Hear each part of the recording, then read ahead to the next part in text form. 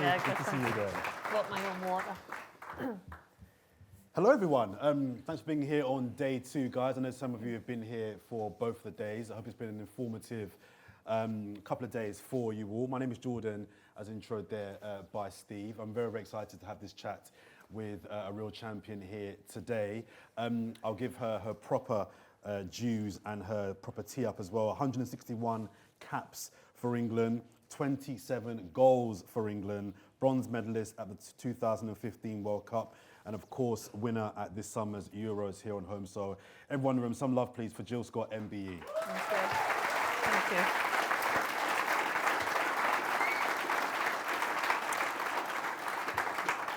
Hi Jill, how are you? I'm good, thank you. I'll just start with, I nearly ended up in the Vodafone talk next door. And I walked in and they were like, oh, Jill, we didn't realise you were speaking today. Put us in. And I was like, okay, I'm definitely in the wrong place. So I'm glad I found the right room. I'm glad you're here as well. Listen, I'm not going to start off by asking you how it feels to be a European champion. I'm sure we've all heard your answer to that. I'm sure you're bored of answering that question. So I'll ask a slightly different variation of that question, which is that, well, first of all, I was in Trafalgar Square the day after you won the Euros, and let's have it right. You were all still smashed. You were all absolutely off your faces, but rightly so. But a couple of months on now, have you had a chance to really deep what it is that you did? Because we're a massive football nation here. So many disappointments across the men's and women's teams for 50, 60 years. 2 months on now, have you had a really chance to kind of just sit down and realise what it is that you've done? I'm still smashed. No, I'm not. I'm not. Yeah, I think so. But for me, it's literally been 100 miles an hour, I think, because since the Euros, obviously, they've wanted a lot of the Lionesses to do stuff, and a lot of them are back in training now. So you are stuck with me. But there's been some mad moments. Like I was walking down the street the other day. I think I just popped in Boots, and this woman who worked there just started crying to us and was like, what you did for the game? And I was like, oh, I only wanted to buy some shower gel. But it's kind of like, it's them moments where I'm like, it is incredible. And I was just chatting to somebody on the train before, and they said how they'd been watching the Euros and just kind of everything it's done for the game. But it's hard when you go kind of back into normal life. But having people come up to you in the street and share the stories, and even saying they were going through a really tough time in the summer and the football really pulled them through, I think that's what makes it all worthwhile, really. So yes and no in answer to your question. Okay. I've also got this horrendous tattoo which will remind us of it for the rest of my life. I will get some Q&As from the audience towards the end, so any questions you've got, I'll get to those quite shortly. For yourself, well, this is about the future of media here today. I've been covering in my job the last 2 Women's Euros, the last 2 Women's World Cups. But from when you started playing football to what's happened and the madness around you winning the Euros this summer, what's the journey been like from you as an athlete, from the media's perspective? How have you seen it grown from when you started to now? Yeah, it's been worlds apart, really. In 2007, I got picked for my first World Cup, so I was lucky enough to go on and play in 4 World Cups, so kind of the years defined my life, really. I can't remember what I did yesterday, but I could tell you every tournament and the year and everything. But I remember it was on BBC. We had Martin Keown, Jake Humphries. That was kind of his first gig in the TV world, and you see what he's doing now. It's incredible. And it was like this massive introduction to the game, and I thought, oh, this is good. We had 30,000 people in China, obviously all this coverage going on back home.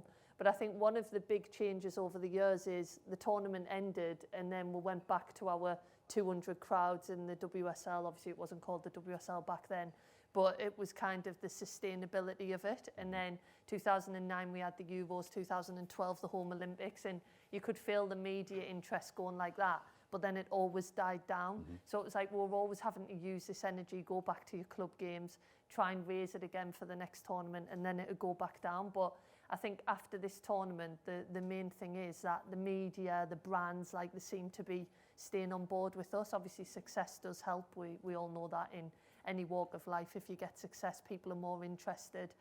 But the biggest kind of compliment I can give to the media and brands is we've had loads of follow-up calls. For the first time ever, I was like, yes, we've got follow-up calls.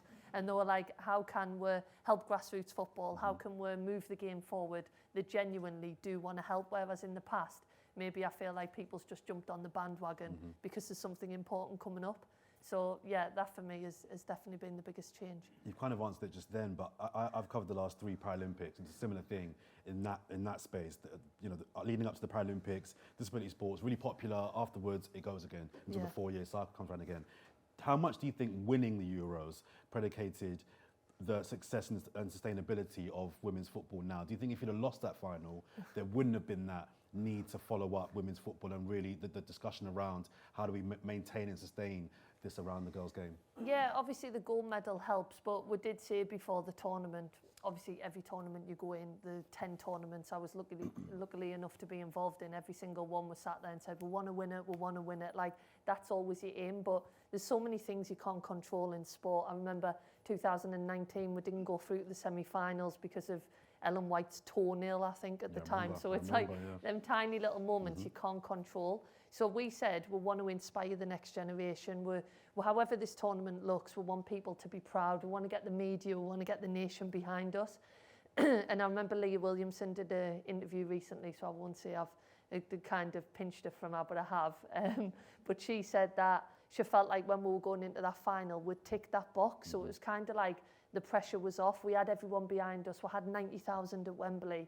And it was like we could just probably, for one of the first times this tournament, use our energy just to play football. We didn't have to go out there and go, oh, there's a pressure on winning the quarters, winning the semis, because then we'll get 11, 12 million watching the next game. Then we're going to inspire the next generation. It was like, we can just play, and then look what happened when we could do that. Indeed. And to the people in the room here, do you think there's a need to differentiate between how the women's game is marketed in comparison to the men's, or do you see them as the same game and therefore the approach to market them should be the same, or are there slight differences in how you would like to see the women's game marketed? I think as the years have gone on, they've started to do it more kind of like similar, which has been better, because we don't want to be seen as like women's football, men's football. And I think what was difficult for the media was they had to kind of introduce the players to kind of the public over the years, because people didn't know. Obviously, you probably don't have to do that with the men's team because there's so much interest around them and everything else. So I've seen so much stuff in the media about how we started, going back to our grassroots clubs, what's the family like, what's the personal life like. But I think recently they have started to do it the same. There was some dead powerful campaigns. I remember the Hope United campaign where they spoke about what women might go through compared to men. There was some of the players were doing like night feeds with babies, and they spoke about periods and stuff like that, which it's so important to talk about, because you've got young girls that might go through them experiences and they're like, oh, what's happening and stuff like that. So I think now that we've reached this point, I think similar campaigns, I know that Hope United, they had players from the men's team and the women's team that formed one team. And it's like, yeah, why not? Obviously, I know we can't take to the field and play together, but in terms of the media and stuff like that, there's no kind of differences in that sense. It's just physicality differences. So I really like them campaigns. And I did something with Harry Redknapp last week, and he did something for Heineken. He revealed a T-shirt where it said, I'm the 12th woman. And that's just so powerful, because Harry Redknapp is such a respected figure in the male game. Look at what he's achieved, and having him on board, I think it just does make such a difference. Indeed. Give us some examples of over your career where you've had bad experiences with the media. It could be you personally or things that you've seen in the women's game where you've thought the media have not treated your games, your teammates with the respect that you maybe feel that it deserved. I think sometimes when they maybe try and look at like personal life stories and stuff like that, but a story's a story, isn't it? I know for me, I'm quite open on my social media, so it's almost like, well, if you want to do a story, I've kind of already did it, so it's fine. But yeah, I had a few moments. I remember when there was a lot of talk about the England team in 2015, there was a lot going on with certain players, and I thought I was going to one event doing a Q&A, and I stepped off the stage and was just ambushed by cameras and asking us questions. And I remember at the time we were like, if we get confronted about certain issues, just to kind of reply no comment. And it was like, in that moment, I feel like no matter what we'd said, it was like the England team have been shushed and not allowed to speak, whereas if I'd spoke, I felt like whatever I was going to say was going to get criticised. But it's kind of, people say there's no press, that bad press isn't bad press, and at least you're getting yourself out there. And I think in the past, the women's game's always done that. It's like no press is bad press, but I think we're at the point now where it is bad press if it's not given our sport the respect it's needed. We've got this success, we've been through the hardship, we've been through breaking down the barriers and everything else. I think now it's about treating us the same, and that goes from the players as well. I've had plenty of conversations where they don't want our game to be on TV or in the papers and go, oh, well, it was the right idea, it was the right idea. We'll sit there as a team and go, no, it was a shit pass, say it. If you're going to say it about the men, say it about us, and we are willing to take that criticism because that's it, isn't it? Pressure is a privilege, really. We're out there playing in front of millions of people, and we know that our performances will be criticised, but at the same time, give us the plaudits where it's deserved as well. And conversely, where have the media and advertisers got it right over your career? Where have you seen examples of where you thought they've done that correctly? Loads of times, really. I think going into this Euros, I really felt like we had the media behind us. I think for one of the first times we felt like the media were backing us. It was all positive. And it's crazy to think, really, you do all that running training, the technical sessions, the tactical sessions, but a lot of it is in your head and how you feel, just like any job, really. If you're feeling good, you'll perform better. And the media, I feel like this tournament, obviously it's hard to comment because it didn't happen, but I feel like even if we'd lost a game, I felt like we still had the backing. They really wanted us to do well. They were putting out great campaigns. They were coming and speaking to us, doing different stories. So yeah, it's not all bad stuff. There's been some really good stuff in the media. And that was probably a good example. I think fans, media, you really made our jobs easier this summer. They really did. There wasn't that outside pressure.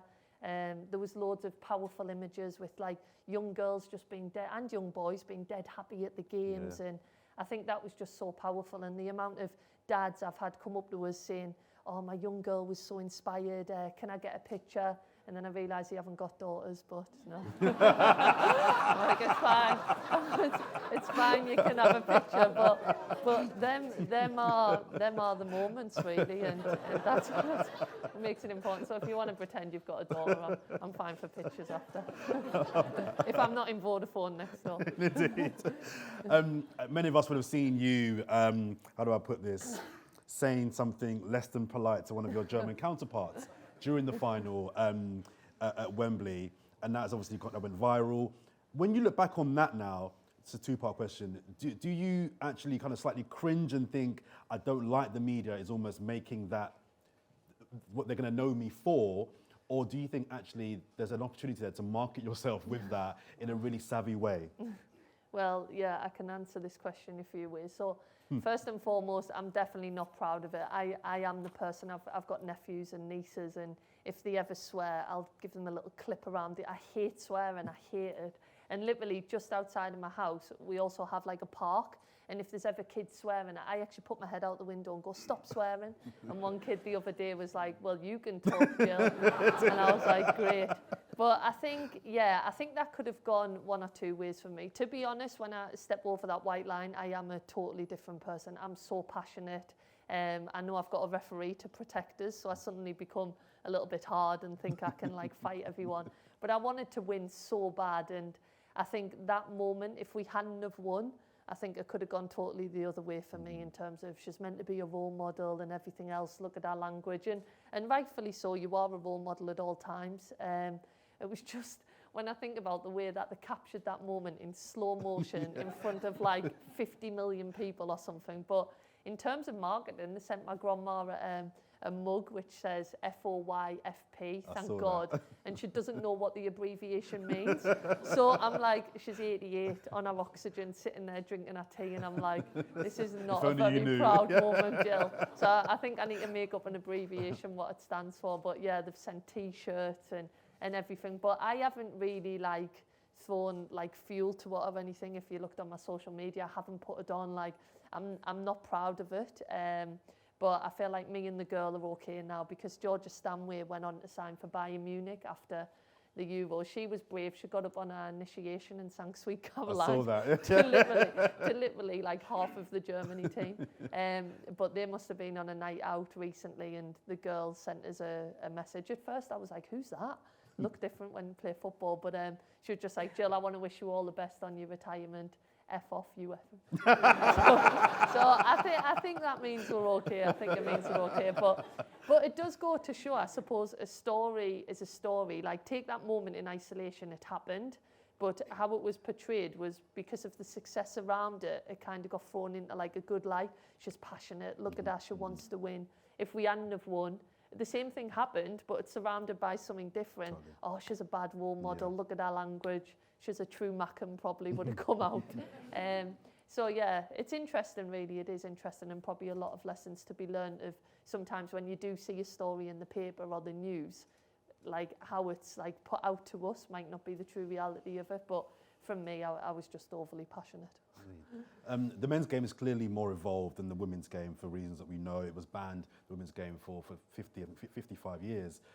But considering you guys have won a major tournament now, how far do you think, in terms of marketers and brands, how far away do you think the women's game is to getting equality and equity with the men's game? Is that gap slowly closing? Yeah, it's definitely closing quicker. No, it's definitely getting closer. I agree with that, especially before this tournament. I felt like we did a lot of stuff with the men's team, and it's hard because, you know what, I feel like it's always the men versus the women. But the guys are so supportive. Like, we spent some time with them before the Euros, and Gareth Southgate's really got a good group of guys. Declan Rice, Kieran Trippier, Jordan Henderson, Conor Cody. Like, they'd come, they'd sit, have a coffee, can I get you anything? They came and they asked if they could come and speak to us about the pressures of playing in a home Euros. And so it was really nice of them. And without the men's game, like, that was my role models. David Beckham, Frank Lampard, Steven Gerrard, like, they were who I looked up to and were who got me into football, whereas now there is female role models, which is great. But yeah, going back to your question, I think I was always like, yeah, you can talk about equal pay and stuff like that. Their game's been going for longer, the crowds they get, the shirt sales, the TV, all that stuff. But one thing for me that is controllable is if I'm turning up with Declan Rice to do something for a brand or an advert or something like that, I don't think there should be any disparity because we're both turning up doing the same job, male, female. So in that sense, I think that is a controllable, but it's definitely got a lot better, definitely. Like, in the past, it wasn't. You know, you would be turning up and they would be getting X, Y, and Z and you wouldn't. But I think definitely now I do feel like the brand's working with you.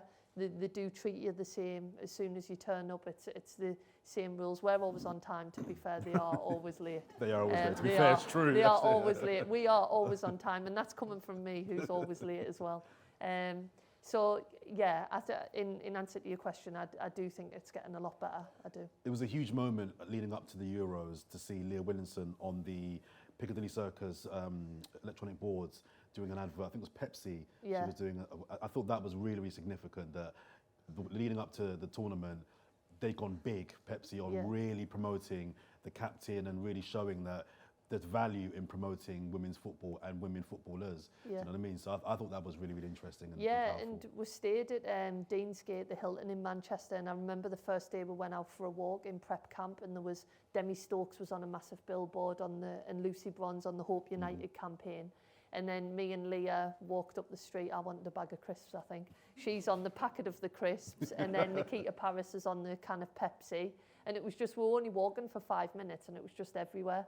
I think I was on the radio stations, but yeah, I didn't get my face on any brands. But no, it was brilliant. Like, it was so good to see. We'd walk past just the bus stop, and Leah was on it again, and we were just taking pictures, and it was so cool to see. And that's what I mean. The media and brands really created that buzz that then give us that kind of extra life and extra energy when we went out onto the pitch. My final one before I open up to the floor here. Yeah. What would your advice and what would your plea be to brands, agencies, advertisers, the media for the next 5 years now to ensure that not only they do their bit to sustain the success that you guys have created this summer, but build upon that? And what can they now do to better the industry and the women's game? I think the biggest one for me is probably genuine connections, I think. So you can connect anything, can't you? Like, a bathroom store could be like, oh, well, the Lionesses use a toilet. Let's get a campaign going of something. But I think that genuine connection. Someone who's writing that down. Yeah, exactly. Someone's writing that down. I'll take 50%. But I think I did something for Starlin, and their owner is a female who had to break down a lot of barriers in a male-dominated industry. And I think that was a great connection, obviously going into women's football, which was doing the same thing. So I think it's finding a genuine connection, and don't just jump on board because you want the billboards and you want the brand all over things because it's going to be a home Euros or it's going to be a home Olympics back in 2012.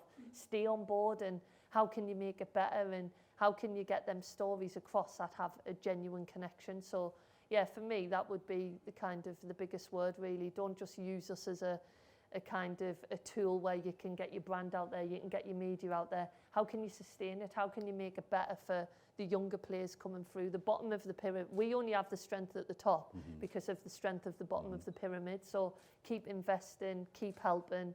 And yeah, and if people don't want to get involved, that's fine as well. I think we'd rather have genuine people, genuine brands getting involved for the long run, really, not just the short run. I hear that. Any questions from the audience? Yes, we've got a gentleman. Wow, that was quick. There's a mic coming your way. Sorry, I know I was quick there. I'm going to pick up on your very last statement about the bottom of the pyramid, because I think, for me, I think the Lionesses and you guys working with the brands can actually have a really true effect, which I don't think the men really have on the grassroots side. I've coached grassroots like probably a lot of people in here for the last 20 years, and you constantly turn your hair out at the FA's lack of funding. But you're in a brilliant position right now to be able to change that, because rightly so, the women's game is progressing, and so are the young ladies that are progressing. I only look at my club and the amount of teams that we've got for girls, but the amount of pitches stay the same, the amount of investment stays the same. But you can work with the brands right now and actually change that, and actually say to the brands, no, we're going to do this. That's what I would personally like to see. Yeah. And that is a stronger legacy than actually winning the Euros. Yeah, and them are conversations that are ongoing. I've had some really good conversations with Starlin Bank about, because that is the thing, with the more interest and stuff like that, you have to be able to facilitate them. You have to be able to have a safe space for these young girls, young boys to play football, first and foremost. And I know I've had some conversations just about, I think we're each getting a pitch, like the Lionesses are each getting a football pitch, and it's like, right, I do soccer camps, how can I run that soccer camp for free by using this pitch that you've provided, and just giving girls opportunity to play. Some might try it and they might not like it, but I think opportunity is that word.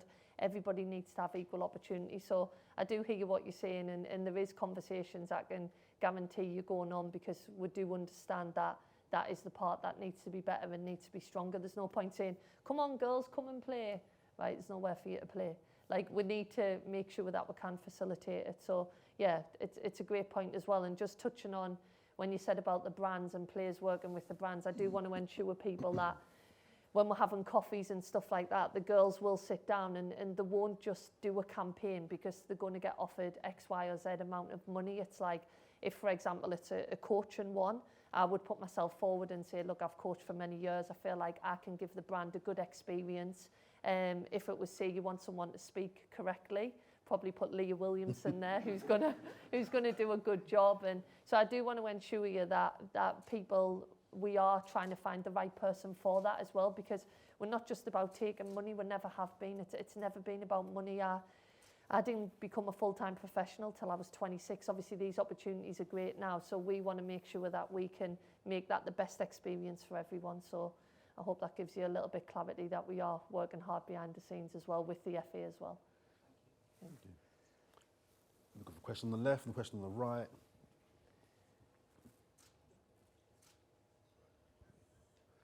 Thanks. Similar to the last point, and I'm not going to apologise for my bias at all, I'm a massive Arsenal fan. Good man. And we're top of both leagues, men's and women's senior team at the moment. And, you know, I've been an Arsenal fan since I was able to kick a ball, but I've realised that I've had much more of a focus on the men's game. I used to know about, you know, Rachel Yankee, Kelly Smith coming up, and the women's team has actually been way better over the last 15 years in terms of winning stuff. But I only went to my first women's game this season, North London Derby, highest attendance in WSL history. And I also was at the Wembley Lionesses versus USA game. Yeah. do you think the clubs should be doing more with the likes of the people in this room?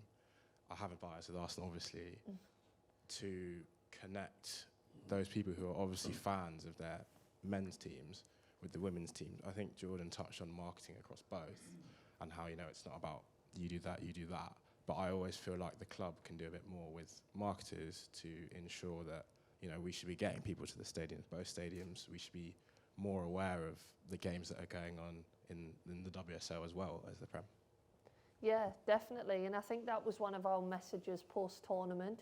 Straight away, we were like, if you've enjoyed watching the Lionesses this summer, go to your local games, support it. And obviously, there was 50,000 at that WSL game, which was brilliant.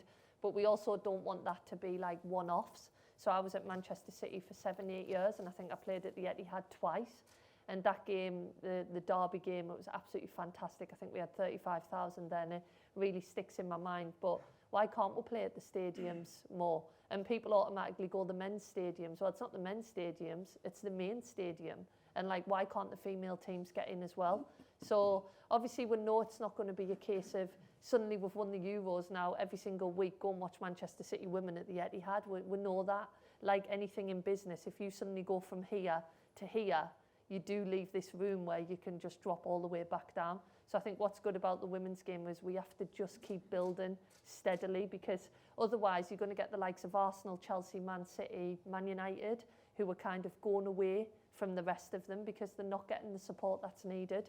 So I do think it's about just building them blocks steadily. That really makes us smile that you went to the North London Derby, followed your local team, then went on to Wembley and hopefully We won 4-0, by the way. Yeah.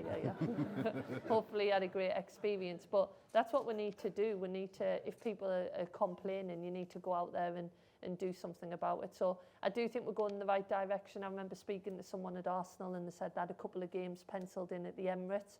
And I think now that's increased by 50%, 60%, even more than that, I think. So yeah, it's pleasing, but you are right. We need to. There's been some great campaigns over the years. So I remember signing for Man City 2013, and from day one, I remember I was doing interviews and I was going, it's amazing. We get our kit washed. I wake up and I've got breakfast, and they pulled us to one side and said, Jill, you have to stop doing these interviews because it's got to be equal. Like, we want to treat you equal. And the whole motto was one team together. And they really did, to be honest, start to bridge that gap. And I'm not just saying it because I was at Manchester City, but I do think we kind of led the way in that. So as soon as one team does it, obviously you need the financial support and everything else, but it sets the standard then, and then everyone's competitive in sport anyway. They want to get one over, but that's fine because then we'll keep building. So I think as long as we keep doing that, but steadily, because sometimes it's good to say, what's next? In business, in anything, in life, you get a car, a couple of years later, you're pleased with your car, but you want a better one. But sometimes it's nice just to pause and say, look, would we have been happy where we are now 10 years ago, considering where we were? And the answer will probably be yes. So I think it's just about building it steadily. Sorry, I'm just going off on one. No, I love it. Just before we get to our final question in the audience there, can I just ask you, because I should be held accountable as well, I'm part of the media, what can we do to ensure that we do our bit to ensure that the game is growing? I mean, TalkSport, where I work, they've covered lots of games post the Euro final. BBC, they had the women's America versus England game last weekend. Yeah. What do we need to be doing for the next 5 years in the future in media to show that we're doing our bit? I think it's just everybody taking kind of accountability, really. So I remember speaking to people because we had the 1972 legends came to Wembley, and I was chatting to people, and they had some massive crowds for the games going back all them years. And I remember speaking to them, and they were saying that the games got advertised, like we knew about it ages before, like say a month before. And then when I thought about it, obviously it's no good now because I've finished, but I was like, on a Friday I'd put on, get yourself down to our game on a Sunday. But no, my sister who's got kids, your weekends are probably planned for the next 2, 3, 4 weeks. If I asked you what you had at the end of November, you might say, little Tommy's got a game on Sunday. Isabel's got a game on Saturday, like people know. So I think we need to put the games out there earlier so that people can then put it in as a plan, and then families can work around it, because families have a lot of commitments. And yeah, it was great when we got the games on Sky. We did a lot of work around it and it was brilliant. But then the games were like 11 o'clock kick-off on a Saturday morning when all the grassroots football games are going on. I'm eating a bowl of pasta at 7 o'clock thinking, God, I'm going to be sick. I'm like, yeah, this was great that Sky took the games on, but not right in this moment. And then Sunday at 6:30 at night, and I'm like, people want to get the kids home for bed because they've got school the next day. So that's what I mean about, yeah, it's good we've got Sky. Right, now what's next? Let's change the kick-off times. Can we get it out in the media a little bit earlier? Do little deals and stuff like that. Come to 3 games in December, say it now, you'll get this special price or whatever. So it's not trying to dilute the actual brand. Like, we don't want to give away free tickets because then I feel like it's diluting it then. But yeah, maybe just talking about it a little bit more. And then, as I say, for players as well, not putting it on your social media on a Friday when you've got a game on a Saturday or a Sunday. No. And do you have time for 2 more quick ones? There's 2 gentlemen I saw on this side. Sorry. Hi. Hello. So just FYI, as a Wolves fan, I can tell you that the season tickets apply for both the men's and women's game. So if you buy a season ticket, you get access to both things, which I think is excellent. Yeah. And related to the question, or to what you were just saying, at what point do you think we're going to get a women's coach stroke manager in the Premier League? We have a vacancy, by the way. People keep asking me this all the time. Well, obviously, I'm not in charge of that, but you know what I think? I know we always talk about male and female and women working in male-dominated areas and stuff like that, but for me, it's just the best person for the job, and I think there's female coaches, managers out there who are more than capable of doing it. But in order to break down a barrier, it has to be visible and it has to be seen. So if people are saying to me, what's next for you, Jill? I might say, I'd like to go into coaching. Yeah, women's teams, I'd love to coach them and all that. But it's because I haven't seen a woman coaching a man's team. So it's like, until that's visible, then it can become a dream for all the other generations. So I hope it does happen, I really do, and obviously I can't put a time frame on it. Do I think there's people capable of doing it? 100%. And I think it's so important that it does happen, because then even if, I always say, sport is such a great thing. Even if you're a female and you go to play football and you're not very good, you can still have a career in it. You can go be a physio, sports scientist. There's so many different jobs you can do, and I hope one day that happens, just so that young girls, I'm not young anymore, but people my age can dream of having a job like that because it's visible and I can see it. So I think we do have to keep pushing ourselves to break down the barriers, be seen, if not for your generation, but certainly for the next. Any more questions? Oh, it's one, oh, two. Two. Two quick ones, please. First of all, I'd like to say congratulations. I was at Wembley when you won, and it was a great thank you. day out with my family. And on that note, we talk about the cost of living crisis. For me to take a family of 4 to that match was about, I think it was about £80. The year before, I'm a massive football fan. I paid £1,500 for an Arsenal season ticket as well. And Wow. I've been to a number of matches. The year before, I went to the men's match, and I think it was 150 quid just for the one ticket. So men's football is becoming really cost prohibitive to take a family. Do you think women's football prices will go up, men's will go down, or do you think that discrepancy between the two will stay the same, or will it change as the game gets more popular? Yeah, I'm not sure, to be honest. I think like we have to get away from all the free stuff, and because I think then you do dilute the product really. If everything's free, it's like you're not kind of putting a cost on what it's worth to watch. So I don't know what will happen with cost prices. I do agree with you, if you have a family of 4, especially with the way the world is at the minute, you don't want to be spending so much money. My nephews and niece, the one football kits, and I'm like, I used to be able to get a Liverpool top for about 20-30 quid when I was little, and I looked the other day, they were about £100. So it is a lot of money, and I think we can be better in that sense. I do like the family feel at the women's games. I know in the final, obviously 90,000 there, which I've said about 50 million times, but I'm so proud of it. And it's like, there was not one incident, and that makes us so happy, because I'm going to contradict myself totally now, but I can never understand when people in the crowd get so mad and want to punch someone in the face because their team's losing. I'm like, is everything all right at home? If you're seriously going to a game and it's making you want to do that, I don't get it. So I hope we can still make it accessible in terms of price and affordability, because I think that family feel is what kind of keeps it unique. And also, we're in a good position. Hopefully this becomes harder as the years go on, but we do stay behind. We can sign autographs, we can take photos, and I feel like we can give young kids, boys and girls, like this full experience. So yeah, I don't know the answer to your question, but I hope it doesn't go too expensive, because I've got to pay for tickets now as well. There's one more quick one before we wrap, please. Were there times where you just thought, why am I doing this? You know, when you spoke about the lack of respect for the game when you were growing up, were there times with the younger Jill Scott where you just thought, what's the point? I think, you know what, in answer, when you're asking us that question straight away, no, but it was difficult when I was when I was 9, 10, if there's people roughly around my age, you didn't have like 3 cars to a household. My mum didn't even know where I was going on a weekend. I just used to walk to the top of the street, get picked up, go to football. And I used to get parents saying, break that girl's legs and stuff like that. And I'd be in tears, like literally in tears, because I was the only girl playing with boys. And if you were beating their son, they didn't like it. But the one thing is, I used to come home. Home was my safe space. I didn't get asked about football, which was also quite refreshing. I could just go do my thing, come back. And I always wanted to go back to football on a Tuesday and a Thursday. And I think it was just in us to play. And I almost think maybe it was third child syndrome, but I'd go to my mum like, I want to be a footballer when I'm older. And she's probably thinking, well, it doesn't even exist. But I think she was like, just do what you want. The other two were doing all right, so you just do what you want. So she had a conversation with us recently, my mum actually, and she said I kind of feel bad that I should have done more stuff with you, you know, like days out, trips out.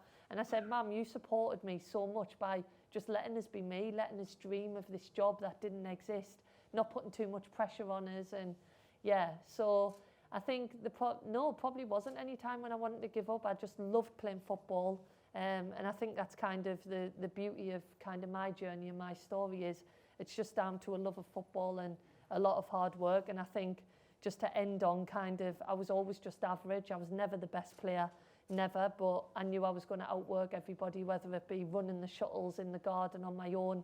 I knew I was going to put in 100% hard work. So I feel like my story hopefully can show young people, older people that you might not be the best in the room, but if you're willing to work the hardest, then anything is possible. So, yeah. Well done. Thank you.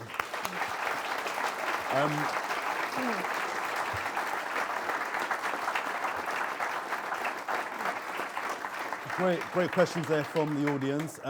You and the ladies gave the nation a fantastic end to what was a really hot summer, a great summer for us. So well done to you all. We're very, very proud of you. Thank you for your time.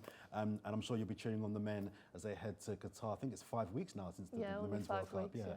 And they can hopefully replicate your success as well. Everyone, Jill Scott. Thank you. Thanks very much.